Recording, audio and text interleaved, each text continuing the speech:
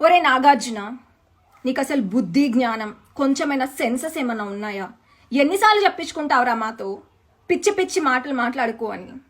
అసలు చంద్రబాబు నాయుడు గారి పేరెత్తే అర్హత కూడా లేని నీలాంటి పిచ్చి కుక్కలన్నీ ఆ పనికి మాలిన దరిద్రగొట్టు సాక్షి ఛానల్లో కూర్చొని ఏది పడితే అది మాట్లాడి ఈ రోజు లైన్ క్రాస్ చేసి అలిపిరి ఘటన గురించి నువ్వు చాలా నీచంగా చాలా నెగిటివ్గా కామెంట్ చేయడం జరిగింది. ఎవరిచ్చారా మీకు ఈ ధైర్యం? అసలు ఏమన్నా బుర్రలో గుజ్జుందా మాట్లాడటానికి?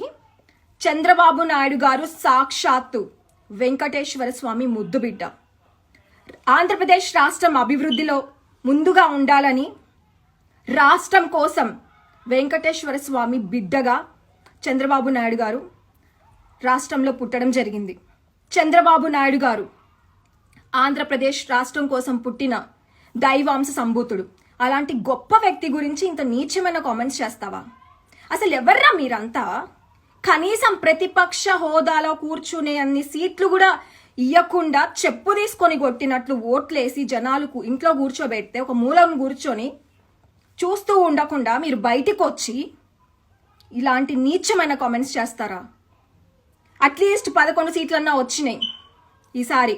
ఇంకోసారి మీరు ఇలానే ప్రవర్తిస్తే జనాలు పిచ్చి కుక్కల్ని కొట్టినట్టు కొట్టి తరిమి రాష్ట్రం నుంచి వెలివేస్తారు.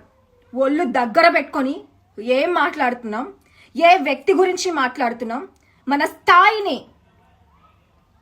ఎలా తగ్గించుకొని మాట్లాడుతున్నాం అని ఆలోచించుకొని ప్రతి మాట మాట్లాడండి.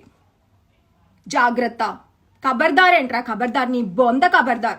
మేం చెప్పాలి.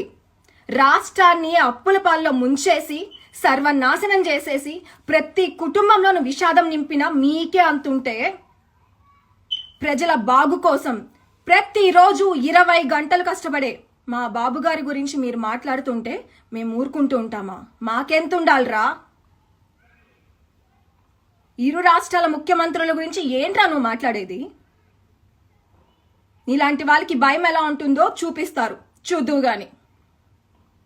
ఒళ్ళు దగ్గర పెట్టుకొని మాట్లాడు.